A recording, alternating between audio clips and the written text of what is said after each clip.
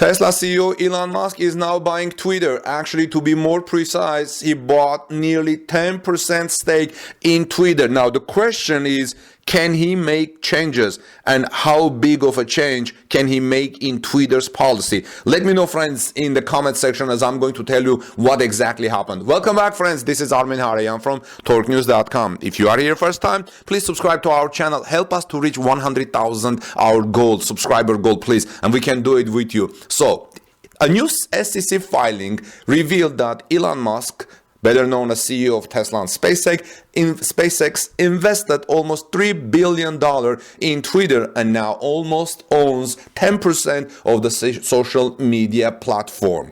Musk, the richest man in the world, famously doesn't have many investments, while most billionaires have most of their assets linked to a single company, like Jeff Bezos with Amazon and Mark Zuckerberg with Meta, Facebook. They tend to also have a diversified portfolio of stocks worth at least a few $billion. Remember, several days ago, Elon Musk made tweets about Twitter's policy and so on. Now he's buying 10% stake. Now, on the other hand, as I said about that, Musk always claimed that the only public stock he owns is Tesla stock, a company he leads and co-founded. He also has a few private investments, but always in companies that he is directly involved in, such as SpaceX, The Boring Company, and Neuralink. This is why I'm bringing up the questions. Direct involvement. That tells me if Elon Musk is going to own, at least at this stage, 10% of Twitter, and he will have some direct involvement and have a say, but not as if like he owns 51% right now. In the past, he has been known to make some small investments in startups like the DeepMind, but investing has never been a big part of his business until recently. Today, Twitter released a new SEC filings to disclose that an investor has now acquired a stake of over 5% of the company's outstanding shares, something it is required to do as per SEC rules. The investor is none other than Tesla CEO Elon Musk. Musk bought 73,486,938 shares of Twitter, which is worth around $2.9 billion as of Friday's close, or about 9.2% of the entire company. That's more shares than Jack Dorsey, Twitter co-founder and recently exited CEO, owns in the company, reports Electric, and even more shares than the Vanguard Group, which was previously the biggest holder, albeit an institutional one. Now, if Vanguard Group was the biggest holder, then that makes Elon Musk now the biggest holder of Twitter share. I don't know. If you guys know, let me know. So the filing sent Twitter's stock price surging 25% in pre-market trading. Musk's investment in the social media platform came just days after, like I said, he made several comments suggesting that Twitter was moving away from free speech. Remember, I think it was March 26. He said, given that Twitter serves as the de facto public town square, failing to adhere to free speech principles fundamentally undermines democracy. What should be done? Okay, well, looks like he did what should be done. He bought 9.2% of Twitter's stake. He even floated the idea that he might be involved in launching a new social platform, but now it appears that he instead plans to change things from the inside. The CEO is extremely popular on Twitter with over 80 million followers and uses it as his main way of communication with public. With most of Musk's wealth being tied to SpaceX and Tesla, the CEO of Tesla was famously cash poor and even in debt with banks after borrowing against his Tesla stock. However, last year he sold roughly 10% of his stake in Tesla to pay taxes after receiving billions worth in stock options. After the transaction and giving some shares to charity, we believe Musk still had a few $1 billion left in cash from the transaction, Electric reports. It's likely that he uses that money to invest Twitter, so probably came from that. With almost a 10% stake in company, Musk could be pushing for a board seat and became influential in the company. How many percent of ownership do you need to have a board seat? Let me know, friends. And do you think 9.2 or nearly 10%, is that enough to make big changes? I mean, like I said, it's not like you own 51% of the company, but still you may be able to get a board seat and make some good changes from within. I would like to hear your thoughts and comments, friends. This is Armen Harayan from TorqueNews.com. Please help us to reach 100,000 subscriber goal. I would greatly appreciate it, friends, and we can do it together. Have a blessed day. God bless you, everyone, and see what I have today for you next on Tesla. The first Tesla figures for 2022 are already coming, but analysts are becoming more and more cautious shortly before the publication of the Tesla's 2022 figures. And in this report, I'm going to tell you why. Welcome back, friends. This is Armen Harayan from TorqueNews.com. If you are here first time, please subscribe to our channel. Help us to reach our goal of reaching 100,000 subscribers. And also, you will ring the bell so you don't miss my next coverage, because in my next coverage today, in a few hours, I'm going to tell you about new revenue stream that Tesla has been developing. So Tesla is expected to present the first official figures for 2022 this weekend or Monday at the latest. There is no information on sales and profits for the time being, but the company usually announces the numbers of its delivered electric cars shortly after the end of each quarter, which allows conclusions to be drawn.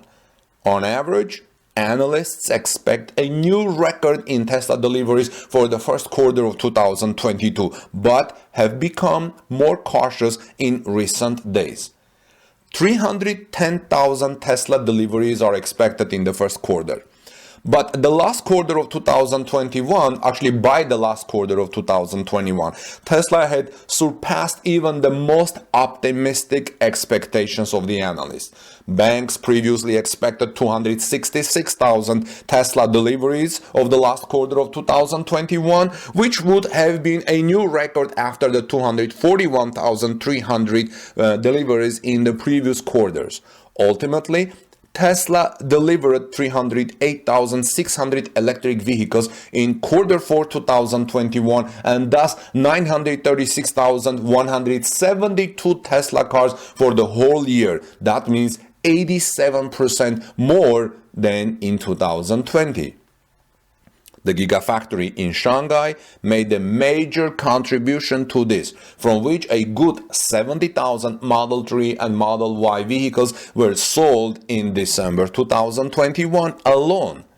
In January and the shortened February 2022, this number fell noticeably, but overall Tesla is said to have planned to increase production there to 1 million electric cars per year. This is probably one of the reasons why analysts like Gary Black are expected to further increase in deliveries worldwide for quarter 1. For example, Gary Black, an analyst, tweeted on March 30th saying, quarter 1 Tesla delivery estimates continue to fall in front of quarter 1 delivery print this Saturday. As of this morning, Wall Street quarter 1 deliveries now are at 310.2 thousand per Bloomberg. The IR compiled consensus among 26 analysts for quarter 1 deliveries are about 312,500 vehicles. Depending on which banks and brokers you take into account when calculating an average, a consensus forecast is between 310,000 and 312,500 Tesla deliveries for quarter 1 2022. That's what came out. Fund manager Gary Black, like I said, who has access to such figures, reported on Twitter Wednesday.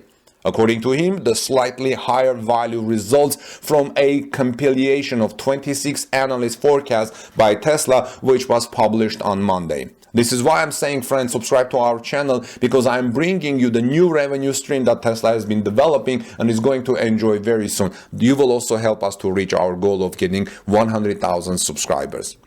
Previously, however, even higher numbers of more than 320,000 deliveries were traded for the first Tesla quarter of 2022. According to Black, several financial houses have lowered their forecasts in the past few days, resulting in a lower average. Because in mid-March, Tesla had to interrupt production in its Chinese Giga Shanghai factory for 2 days due to new virus restrictions, and since this week it has been resting again for 4 days. I think as of now it will still be closed. Giga Shanghai will still be closed for 2 days. This is why no final sprint for Gigafactory in Shanghai yet. So Tesla was not able to make an undisturbed final sprint in China this quarter, especially since domestic deliveries are likely to have been restricted by this virus lockdown in Shanghai. Keep in mind, it's not only Giga Shanghai that is closed. It's like people are not going out to buy things, to purchase, to make purchases. So if no one is going out and Giga Shanghai is closed, that's going to impact Tesla, right?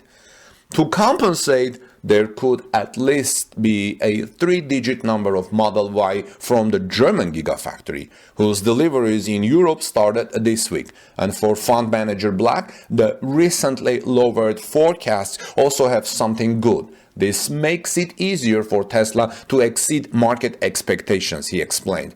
I think as Gigafactory Berlin is coming into production and deliveries go all the way now to this morning, I read that there has been deliveries from Giga Berlin in Italy, and yesterday or 2 days ago we saw in Denmark and throughout Germany. I think Gigafactory Berlin may come to rescue Giga Shanghai a little bit. What do you think, friends? Let me know your thoughts. This is Armin Harayan from TalkNews.com. Please subscribe to our channel. Help us to reach our goal, at least to surpass 70,000 subscribers today and go close to 100,000. Have a wonderful rest of the day. God bless you, everyone. Peace be with all of you. And I'll see you soon in my next report today, which is going to be about new revenue stream of Tesla.